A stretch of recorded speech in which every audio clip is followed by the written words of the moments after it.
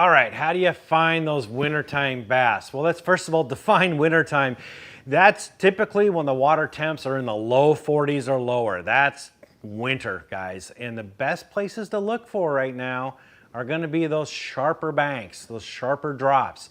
45 degrees or more. Long points, long tapering points are kind of out of the question right now. You want a sharper one, almost a vertical drop, because the bass, they can move, they can change the depth that they're at by just moving up or down instead of traveling long distances. So that's key right now. Hard bottoms with chunk rock, that's like, yeah, because that, that absorbs the solar energy of the day and keeps the area a little bit warmer than the areas around it. And those hard bottoms are what harbor things like sculpin and crawdads and other forage. So that's what the bass are going to be. If you've got a creek channel nearby, even better, or some kind of drop off or ledge near these sharp banks, now you're talking. Now we've got everything we want, and those are areas I would target. The bass are going to be very congregated this time of year, very concentrated, so this is the type of areas that you want to focus on and really not fish the areas in between. You're not going to be as successful. You can go a little bit shallow in these coves and bays and banks. I would only go about halfway deep though. I wouldn't go all the way to the back where it's very shallow, except if you have a few days of warm weather.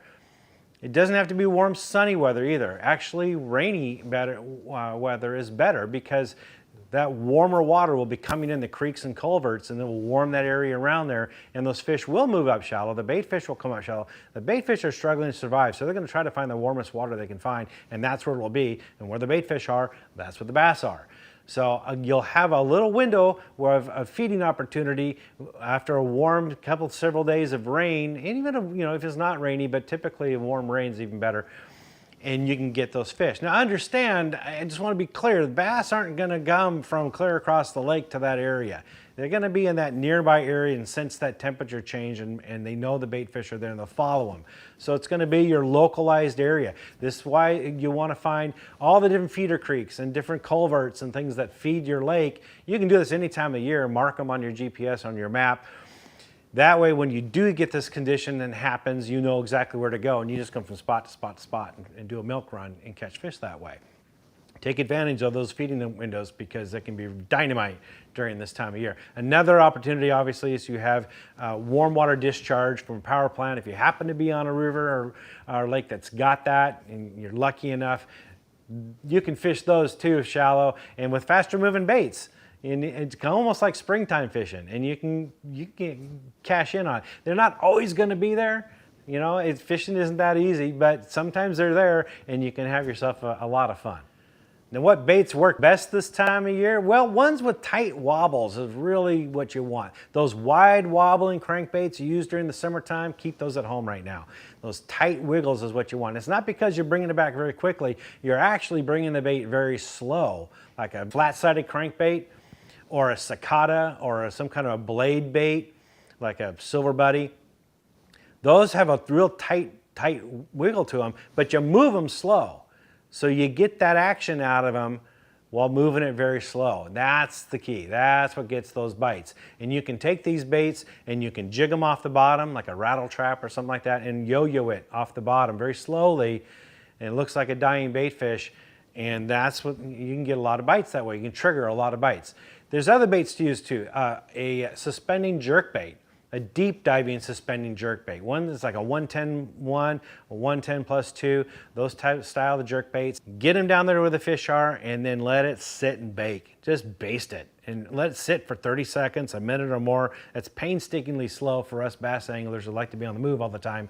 But this time of year, just let that bait soak and then give it a very slight subtle twitch and let it soak again. A lot of times the bass will hit it while it's not even moving. And so that's the key to your presentation. You'll get more bites that way by doing less. Plastic baits also work very well, believe it or not. The ones I like to use the most are tubes and grubs, usually on a drop shot, because again, the bass are concentrated. We're working these areas very thoroughly, so that a drop shot works very well. But also, I like to take a 5-inch white grub on a football head jig, like a 1/2 ounce football jig or 3/8 ounce football jig, and just crawl it on the bottom, especially in deeper waters, deeper than 25, 30 feet deep. Why white? Light penetration. There's not a lot of light penetration at that depth, and the colors wash out to shades of gray, so a white jig or a white grub is going to stand out the most against the bottom of that lake or river. So that works. Just drag it. Drag with long pauses in between. Looks like a little sculpin or some kind of a bait fish feeding on the bottom. And it works very well this time of year. Now, of course, this time of year, you're having to deal with cold, frigid temperatures, and that requires a little bit of different approach than what you normally do in the warmer months. For one, ice on your line guides and on the guide on your reel. Man, they can build up, and when that happens, it can actually cut into your line. It can nick it, fray it, weaken it. So you've got to keep ice off of it. The best way to do it, and easiest way and cheapest way to do it, is you pay attention. If you see it building up, just dunk your rod into the water and shake it off, and that usually melts it all away, and you go back to fishing. You might have to do it every other cast, but it's a lot easier to do that than have to, some guys will buy like silicone spray or some kind of spray and put it on their rod guides. I haven't found that to be very effective.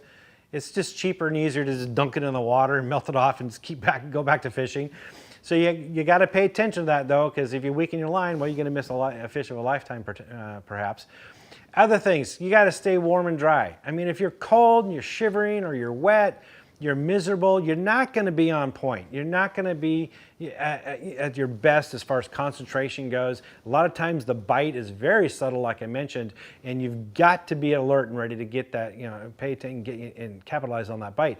If you're cold and shivering, you're not going to be. So dress in layers, dress warmly, make sure your feet, wear wool socks, wear insulated boots. You got to wear fingerless gloves. If you're traveling down the lake on a boat, wear full-fingered gloves to keep your hands warm and dry. Wear a hat, a cap, a stocking-style cap. Windproof is better.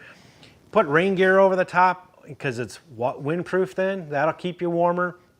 Or better yet, get a insulated bibs and jacket that's designed for wintertime fishing. They'll keep you nice and warm and dry and comfortable, and they don't weigh a whole lot. I promise you, you're gonna hesitate at the cost of how much these items are, but once you're out there in the cold weather and you're warm and dry and comfortable, you're not gonna be thinking about how much money you spend. So invest in some quality gear. Make sure you get some thermal underwear too. They come in a variety of different base layers out there. A lot of different manufacturers make quality ones out there. Simms is one of them. Pay attention of what they've got available and get some base layers, and that really goes a long way at keeping you warm and dry. Other things you may need to deal with, rod lockers being frozen. If you're bank fishing, you might have docks that you go out on. Those docks can be very, very slick this time of year. Everything else can be nice and wet and not even, it can be dry. But you get on the dock and suddenly it's just a sheet of ice. So be very careful. You don't want to slip and fall in the water. Wear life vests at all times you're on the water. Even if you're on the shoreline, but especially if you're in the boat. I like to wear the full-size vest because, well, it offers a little more wind protection too, like I mentioned earlier. And you know what? They're a little bulky and uncomfortable the first 5 minutes of fishing, but after that, you kind of forget you have them on. They really aren't that uncomfortable, guys. Just wear them. And honestly, if you fall in the water, it's a matter of survival at that point. It really is with the cold, frigid temperatures. Go fishing with a buddy, okay? Even better. Go fishing with a buddy. I don't like to fish by myself during this time of year just for safety reasons, if no other. But a lot of times, hey, the bite's slow. It's long and few, bites in between. And having a buddy with you and having a conversation, hey, it makes it all the better. So go out there, have a lot of fun, catch some fish. And for more tips and tricks like this, visit bassresource.com.